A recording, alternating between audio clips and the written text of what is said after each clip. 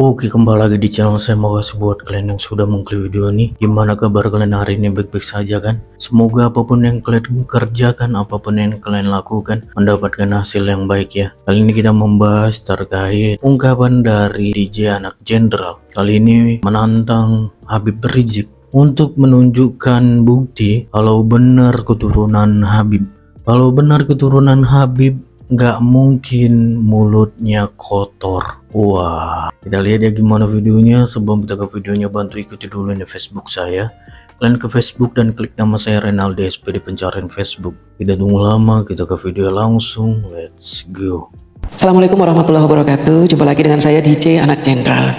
Di video sebelumnya, ketika saya membahas tentang Rismon yang nyamperin Habib Rizik untuk meminta perlindungan karena dia dilaporin oleh Bapak Jokowi, ternyata tidak hanya Rismon yang menghadap Habib Rizik, tapi juga mantan jenderal yang diwakili oleh Pak Umis itu datang menemui Habib Rizik. Bertemunya Rismon dengan Habib Rizik saja membuat saya heran. Kenapa Rismon ketemu Habib Rizik? Apa dia mau mu'alaf, mau login supaya dia dibela oleh umat Islam? Ketika dia dilaporin ke polisi oleh Pak Jokowi, dibela oleh umat Islam karena dia login gitu. Kenapa dia tidak menemui pendeta untuk meminta perlindungan? Dari sini saja kita tahu bahwa Rismon itu menemui orang yang punya banyak pasukan. Artinya apa? Rismon ini menjadi bagian dari orang-orang yang memang menginginkan kerusuhan. Yang datang ke kediamannya Habib Rizik ini ternyata bukan Rismon saja, tapi ada juga mantan jenderal yang membahas tentang kesepakatan 8 poin itu.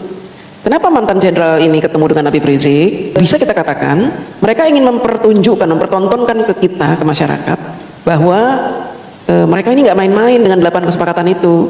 Mereka bahkan memanfaatkan Habib Rizik sebagai kekuatan. Pangkat mereka yang jenderal walaupun mantan ditambah dengan kekuatannya Habib Rizik, mungkin menurut mereka bisa membuat rakyat Indonesia ketakutan.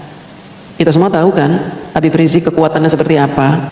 Omongan Habib Rizik ini udah dianggap omongan Tuhan oleh pengikutnya untuk memperoleh support, dukungan, kekuatan datang ke rumah Habib Rizik. Begitu pula dengan si Rismon, orang-orang yang dalam kondisi kalut, bingung datang menemui Habib Rizik. Tersebarnya video ini sebenarnya punya beberapa tujuan, diantaranya mereka ingin memamerkan kekuatan. Mereka ingin mengatakan kepada kita bahwa pertemuan antara mantan jenderal dengan Habib Rizik juga dengan Rismon ini adalah sebuah kekuatan yang patut diperhitungkan. Kemudian tujuan selanjutnya, Habib Rizik ingin agar rakyat Indonesia itu segan terhadap Habib Rizik. Mantan jenderal saja datang ke kediamannya. Seorang dokter ahli aja datang menemui dia. Artinya Habib Rizik ini kan yang dituakan, orang yang disegani, yang dituakan. Tapi kalau kita berpikir secara logis gitu ya, orang yang menemui seorang ahli agama itu pasti orang yang meminta nasihat. Nah ini kan enggak. Mereka menemui Habib Rizik untuk didukung kejahatannya. Yang satu ingin memaksulkan wakil presiden dan melakukan makar, minta dukungan. Yang satu ingin menyebarkan fitnah, minta didukung juga. Jangan-jangan selama ini kita dikibulin dengan Habib Rizik, seolah-olah dia itu orang yang menyebarkan kebaikan, mengajarkan agama, memberikan nasihat-nasihat untuk akhirat, kebaikan-kebaikan dunia dan bekal kita untuk akhirat nanti menghadap Allah. Ternyata Habib Rizik justru mendukung orang-orang jahat ini. Dan ketika Habib Rizik ini bernarasi menyudutkan Mas Gibran, Habib Rizik kayaknya dendam sekali dengan Pak Jokowi. Coba kita saksikan videonya. Memberikan dukungan sepenuhnya atas pernyataan, yaitu 8 pernyataan diberikan oleh para purnawirawan jenderal. Ada 100 lebih jenderal, ada puluhan di sana marsikal, laksamana, kolonel dan seterusnya. Ini satu pernyataan yang sangat baik. Saya berharap pemerintahan kita menjadikan 8 pernyataan para purnawirawan tadi sebagai bahan masukan untuk mengambil pertimbangan. Jadi jangan diabaikan, ini masukan, pelajari. Kalau memang masukan tersebut bagus, masukan tersebut untuk perubahan ke arah yang lebih baik bagi bangsa Indonesia, wajib untuk diakomodir oleh pemerintah. Teman-teman dengar ya, kata-kata wajib diakomodir oleh pemerintah. Jadi Habib Rizik ini mewajibkan pemerintah untuk mengakomodir pernyataan 8 poin itu dari mantan jenderal itu. Emang dia siapa ya mewajibkan pemerintah mengakomodir? Kayak maksa gitu ya.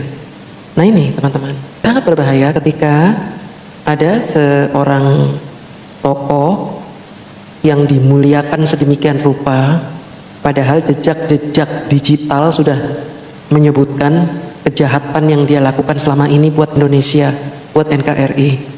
Bahkan dia punya keinginan dan cita-cita menjadikan Indonesia ini negara khilafah, menolak Pancasila dengan menyebut Pancasila dengan kata-kata yang kotor, menyebut bendera merah putih itu musyrik. Dia juga pernah menyebut tentara kita dengan sebutan-sebutan jelek, polisi kita dengan sebutan-sebutan jelek. Tapi dia dimuliakan oleh siapa? Oleh orang-orang yang membenci pemerintah.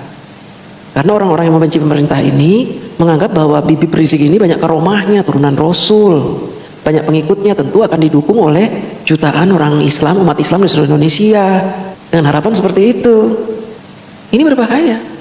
Ketika ada jenderal bertemu dengan Rizik Syihab, mantan ketua ormas terlarang di Indonesia, mereka membuat pernyataan-pernyataan yang menekan Pak Prabowo untuk mengakomodir permintaan mereka yang menurut kita permintaan tersebut permintaan yang sangat di luar dari kebenaran.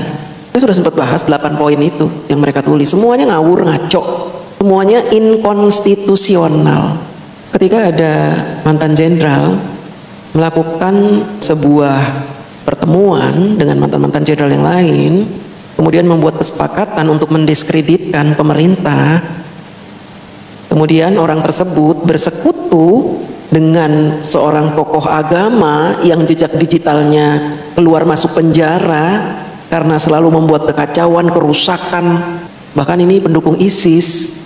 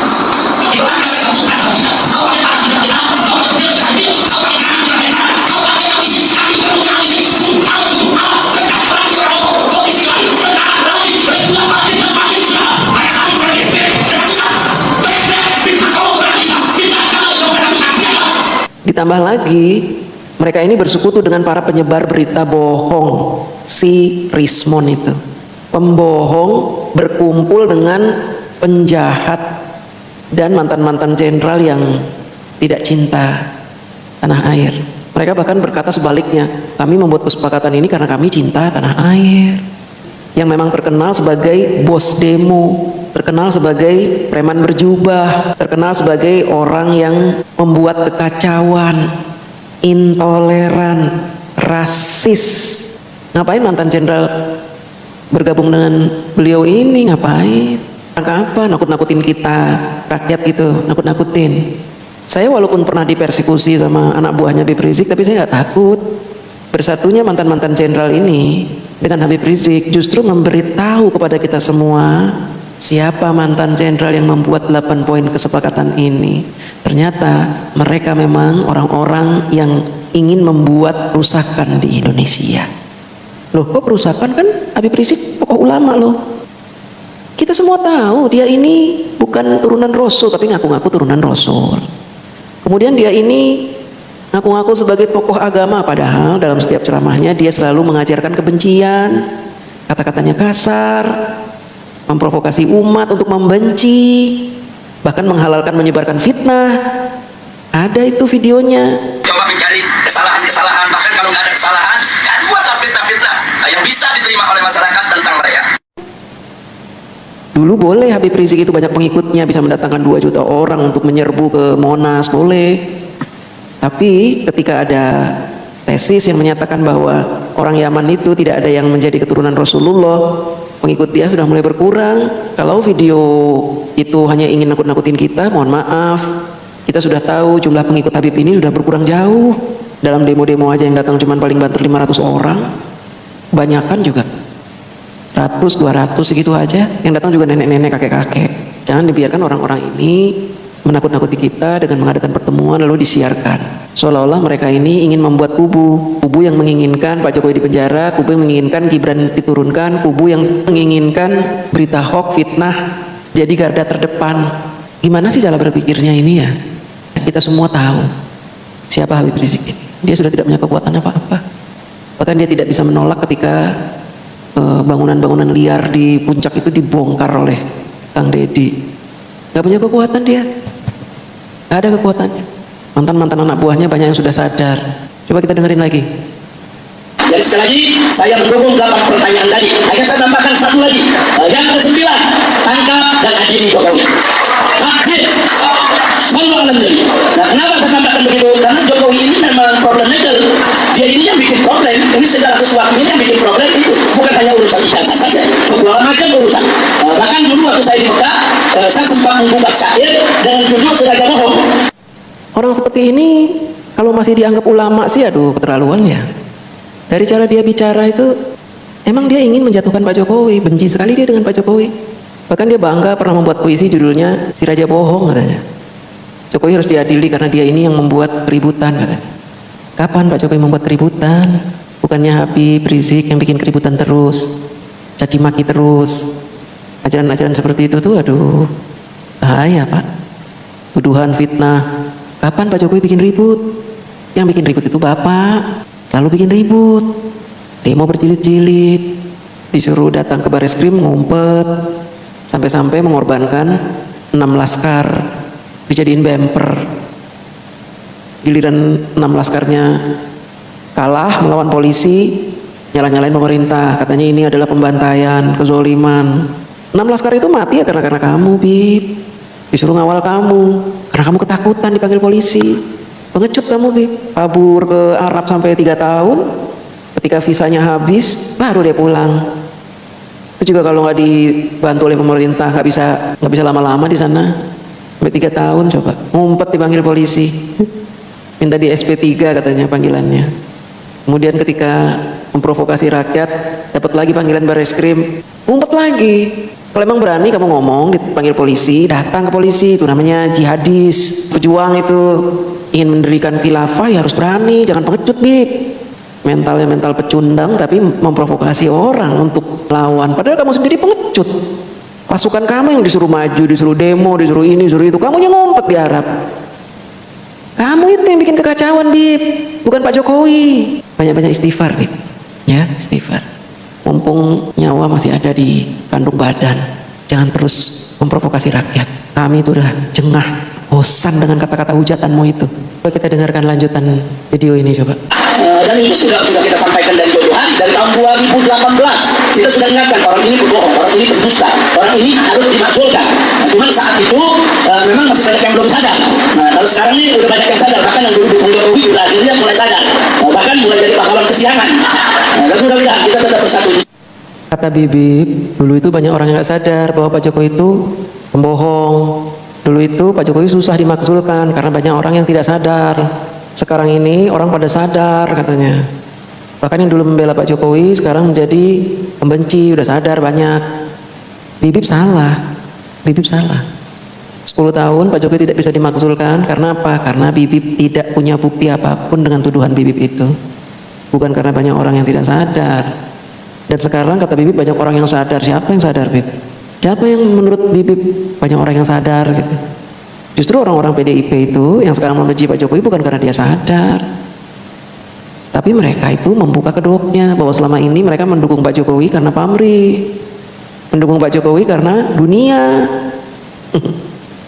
Sama dengan Bibip. Bibip itu pakai udeng-udeng, pakai sorban karena dunia kan, supaya dihormati orang, supaya dapat jabatan, supaya enak punya kedudukan, supaya punya harta berlimpah ruah, supaya dimuliakan, dianggap orang suci.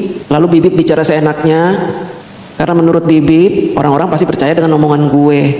Kan gue mulia, cucu Nabi, gak ada yang berani menghina gue.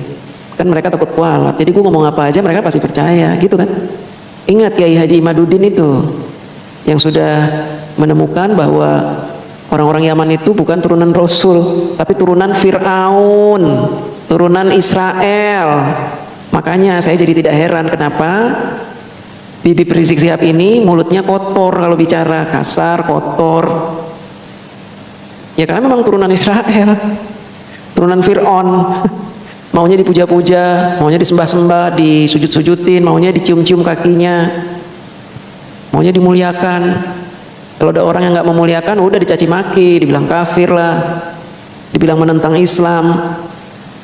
Padahal kami ini Islam, masa kami menentang Islam? Kami hanya tidak suka cara Bibip berpolitik.